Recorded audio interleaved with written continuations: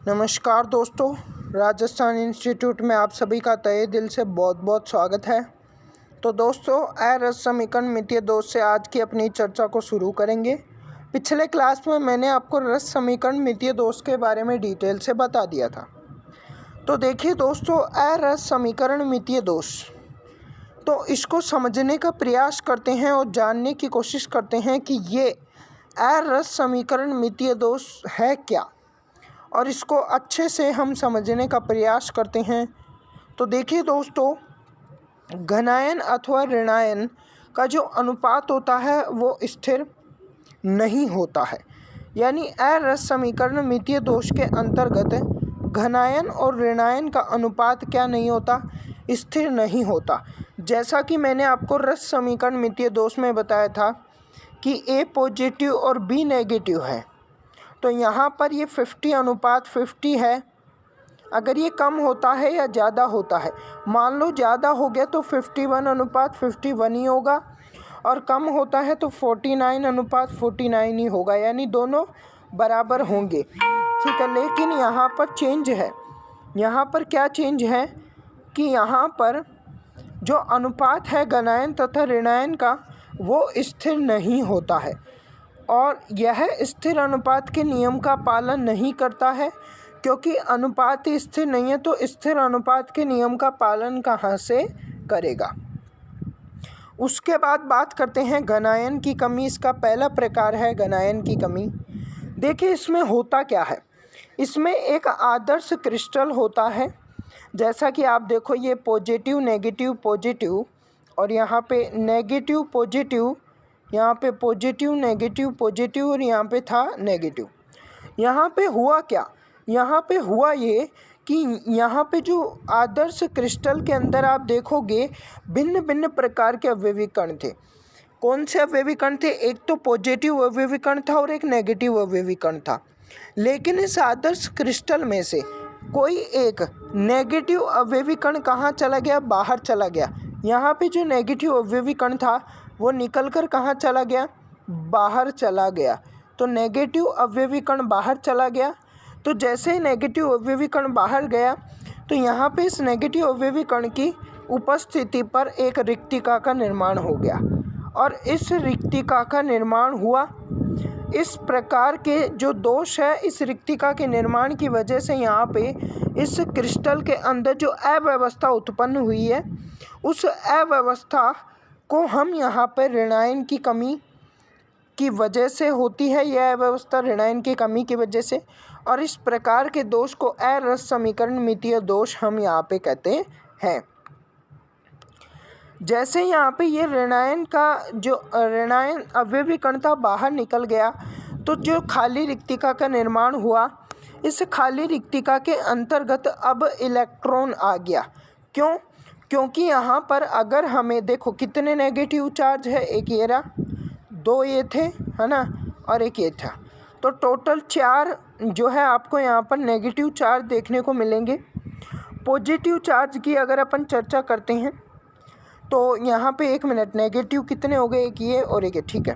Negative charge यहाँ पे जो है 4 थे। पॉजिटिव चार्ज जो है, जो पॉजिटिव चार्ज थे वो यहाँ पर एक ये रहा, एक ये रहा, एक ये रहा, और एक ये रहा, और एक ये पॉजिटिव चार्ज थे। तो यहाँ पर जैसे ही यहाँ से एक नेगेटिव अवयवी कण बाहर निकल गया, ऋणात्मक ऋणायन अवयवी कण की कमी हुई, तो उसकी वजह से यहाँ पे जो आवेश संतुलन था वो बिगड़ जाता है। और जब आवेश संतुलन बिगड़ता है तो इसको निश्चित या इसको संतुलित करने के लिए एक इलेक्ट्रॉन इस रिक्तिका में प्रवेश करता है, और इस कारण यहाँ पे आवेश का संतुलन बना रह जाता है। क्लियर है?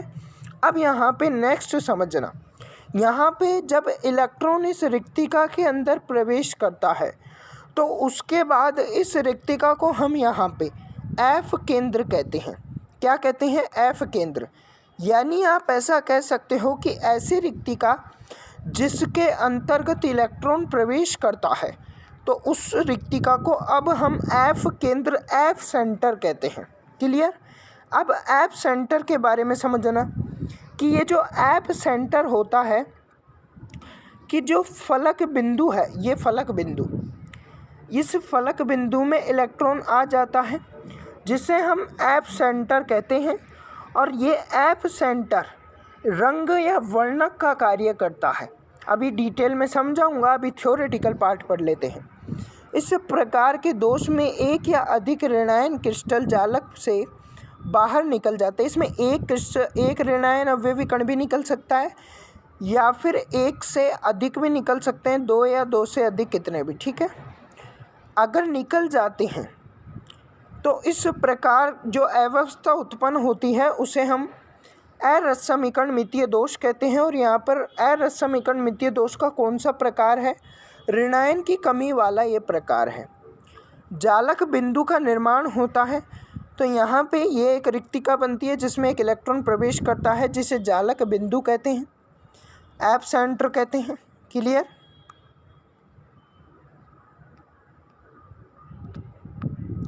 अब एफ सेंटर के बारे में समझना। जो एफ केंद्रक होता है यह रंग प्रदान करने का कार्य करता है।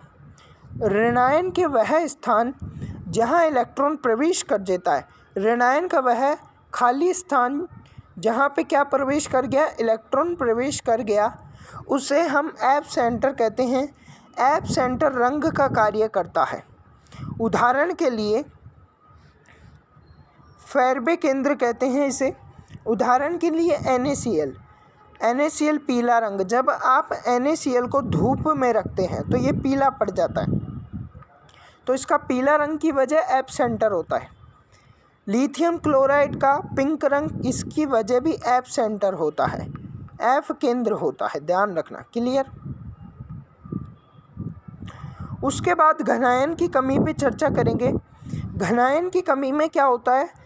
ऋणायन की कमी में एक या एक से अधिक ऋणात्मक अवयवी कण की कमी हो रही थी, तो घनायन की कमी के अंदर एक या एक से अधिक घनात्मक अवयव कणों की कमी होती है। तो यहाँ पर था क्या, ये क्रिस्टल जालक था। इस क्रिस्टल जालक में यहाँ पे जो घनायन अवयवी कण था वो निकल कर बाहर चला गया और यहाँ पे खाली रिक्ति का निर्माण हो गया।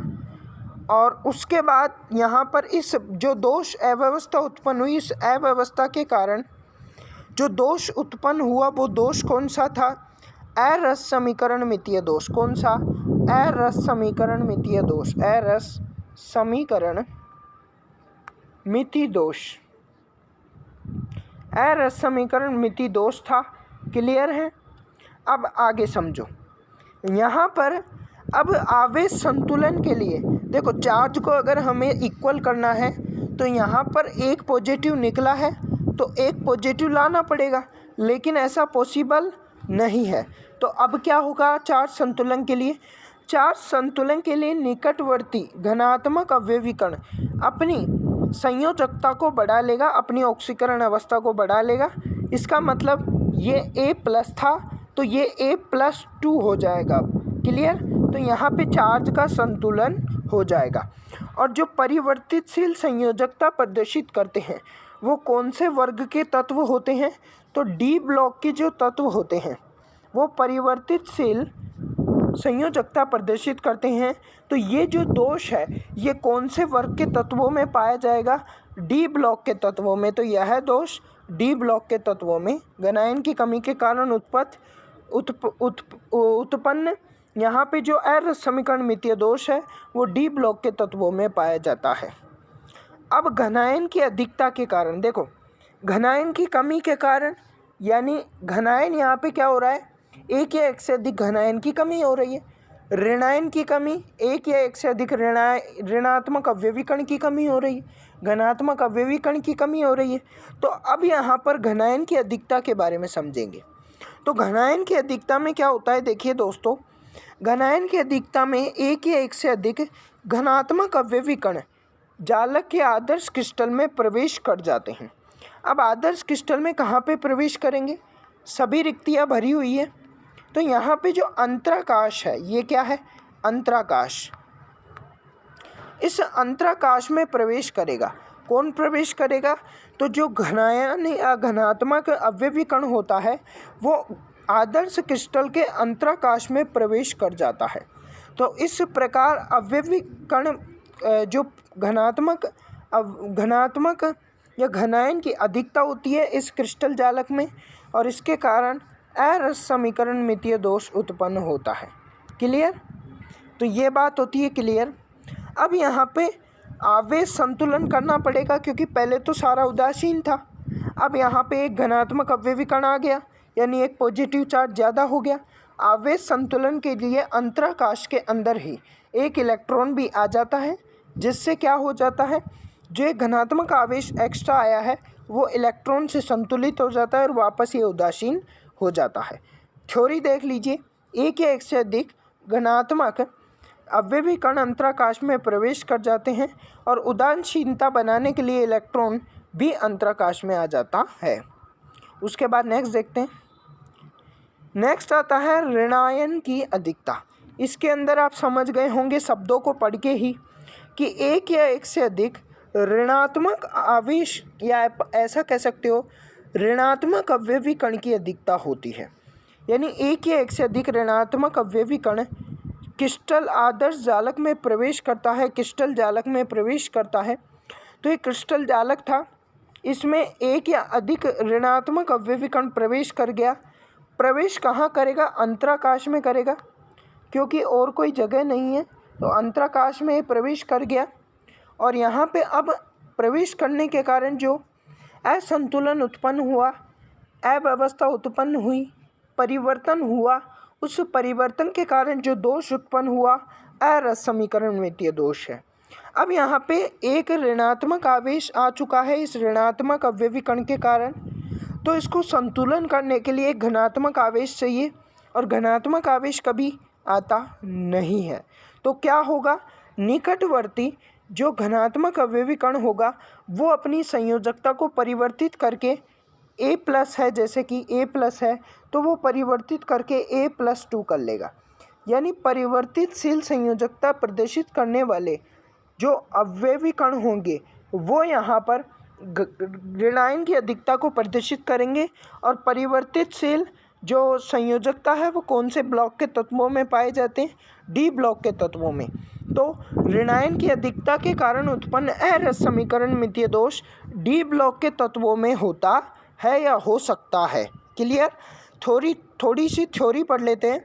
एक या एक से अधिक नेगेटिव अंतराकाश में प्रवेश कर जाते हैं, ठीक है, तो इस कारण जो दोष उत्पन्न होता है ऋणात्मक की अधिकता के कारण अरस समीकरण मितीय दोष होता है। उदासीनता को बनाए रखने के लिए धनात्मक ऑक्साइड अवस्था का विस्तार करता है, यानी A+ है तो वो A+ से यहाँ पर A+2 का निर्माण करता है। आगे देखिए, नेक्स्ट हम चलते हैं यहाँ पर अशुद्धि दोष के बारे में पढ़ेंगे। सीधे शब्दों में कहूँ तो आदर्श क्रिस्टल में जब अशुद्धि मिला दी जाती है तो इसे हम अशुद्धि दोष कहते हैं। जैसा कि ये एक आदर्श क्रिस्टल है, और इस आदर्श क्रिस्टल के अंदर हमने क्या किया, इस आदर्श क्रिस्टल के अंदर NaCl का आदर्श क्रिस्टल है। किसका? NaCl, सोडियम क्लोराइड का। तो इस आदर्श क्रिस्टल में हमने यहाँ पे जो है, एक मिनट नीचे देखो, स्ट्रोंशियम क्लोराइड मिला दिया, SrCl2 हमने यहाँ पर मिला दिया। तो हमने जब इसको मिलाया तो यहाँ पे हुआ क्या, स्ट्रोंशियम अलग हो गया, Sr+2 का निर्माण हो गया और Cl-2 का निर्माण हो गया। तो Sr+2 क्या करता है, यहाँ से इस रिक्तिका के अंदर, कहने का मतलब इस क्रिस्टल के अंदर जाके जुड़ जाता है, और जब ये इस क्रिस्टल में जुड़ता है तो +2 चार्ज एक्स्ट्रा आ जाता है, और +2 चार्ज एक्स्ट्रा आ जाता है तो इसको संतुलित करने के लिए 2 सोडियम या Na2+, अगर 2 सोडियम है तो कितना बनाएंगे? +2 बना लेंगे। तो ये 2 सोडियम बाहर निकल आते हैं इस आदर्श क्रिस्टल से और क्लोरीन के साथ जुड़ जाते हैं। क्लियर? और ये अलग से निकल जाते हैं। तो यहाँ पे हुआ क्या, यहाँ पे स्ट्रोंशियम क्लोराइड मिलाया। स्ट्रोंशियम क्लोराइड जैसे ही हमने मिलाया तो ये स्ट्रोंशियम +2 में बदल गया और +2 में बना तो इसने 2 सोडियम को इस रिक्तिका से निकाल दिया, क्योंकि सोडियम का चार्ज कितना होता है, प्लस होता है, स्ट्रोंशियम पर +2 है, तो ये 2 चार्ज का काम करेगा। तो 2 अवयवी कण बाहर निकल जाएंगे, 2 सोडियम बाहर निकल जाएंगे। उसके बाद यहाँ पे होगा क्या, जैसा कि आप देख सकते हैं कि यहाँ पर जो है कहाँ गया स्ट्रोंशियम, यहाँ पे आके जुड़ा होगा, ये रहा। तो यहाँ पर स्ट्रोंशियम निकल गया, तो यहाँ पे जो सोडियम था वो भी निकल गया और +2 चार्ज के कारण 2 सोडियम निकले थे, तो 1 सोडियम यहाँ से निकल गया। तो इसके कारण एक रिक्ति का भी निर्माण हो गया। ध्यान रखना किसका निर्माण हो गया, रिक्ति का भी निर्माण हो गया। तो यहाँ पे जब अशुद्धि मिलाई जाती है किसी आदर्श क्रिस्टल में, तो यहाँ पे जो दोष उत्पन्न होता है, ये जो अव्यवस्था उत्पन्न हुई, वो अव्यवस्था अरस समीकरणमितीय दोष की अव्यवस्था है। तो आई थिंक आपको ये चीज़ क्लियर हो गई होगी।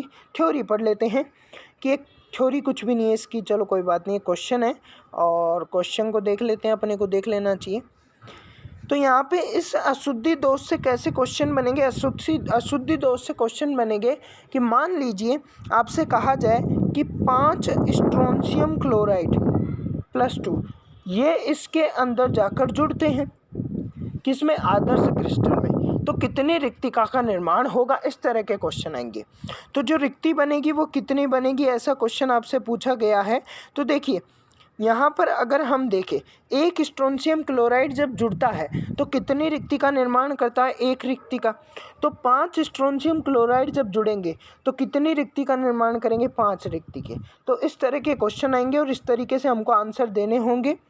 तो ध्यान रखना है, इस तरह के जो क्वेश्चंस आते हैं उनको सॉल्व करने का एक ही तरीका है, क्वेश्चन को किस भी तरीके से घुमा रखा हो, अगर आपको इसमें रिक्ति का मान निकालना हो कि कितनी रिक्तियाँ बनेगी अशुद्धि मिलाने पर, तो सिंपल सा एक फॉर्मूला यूज़ करना। कुछ भी दे रखा हो, मोल दे रखे हो, द्रव्यमान दे रखा हो, आपको करना क्या है, कणों की संख्या निकालनी है कि कितने कण दिए गए हैं जो कि आदर्श क्रिस्टल में मिले हैं, और जितने कण आदर्श क्रिस्टल में मिले हैं और एक कण के कारण कितनी रिक्ति बन रही है। तो ध्यान रखना, रिक्ति की संख्या अगर हमको निकालनी है तो पहले हमें निकालनी होगी कणों की संख्या कि कितने कण आदर्श क्रिस्टल में मिलाए गए हैं, कितने कण आदर्श क्रिस्टल में जुड़ रहे हैं, और एक कण द्वारा बनने वाली रिक्ति की संख्या कि एक कण कितनी रिक्ति बनाती है। जैसा कि मैंने बताया कि मान लीजिए कि 5 स्ट्रोंशियम क्लोराइड मिलाई गई, ठीक है, तो 5 स्ट्रोंशियम क्लोराइड मिलाई गई, तो कितने स्ट्रोंशियम +2 आदर्श क्रिस्टल में जुड़े, 5 स्ट्रोंशियम +2 जुड़े। तो एक स्ट्रोंशियम +2 के कारण कितनी रिक्ति का निर्माण हुआ, एक रिक्ति का। तो 5 स्ट्रोंशियम +2 के कारण कितनी रिक्ति बनेगी, तो 5 × 1, तो 5 रिक्ति बनेगी। सिंपल सा तरीका है, तो ये ध्यान रखना है, क्वेश्चन सॉल्व करने का अच्छा तरीका है, अच्छा एक फॉर्मूला है। ये फॉर्मूला आपको कोई नहीं समझाएगा, कोई नहीं बताएगा, एकमात्र राजस्थान इंस्टीट्यूट पे मेरे द्वारा आपको बताया जा रहा है। ये फॉर्मूला बहुत अच्छे तरीके से बनाया गया है, प्रिपेयर किया गया है, ताकि आप इसको समझ सको और इसके माध्यम से आप जो है क्वेश्चन सॉल्व कर सको। चलिए दोस्तों, आगे समझते हैं, चैप्टर को आगे कंटिन्यू करते हैं। अब आगे देखिए, हम नेक्स्ट यहाँ पर पढ़ने वाले हैं कुछ महत्वपूर्ण क्रिस्टल की संरचना के बारे में हम यहाँ पे चर्चा करेंगे। तो देखिए दोस्तों, आगे समझते हैं इस चैप्टर को, और आज जो है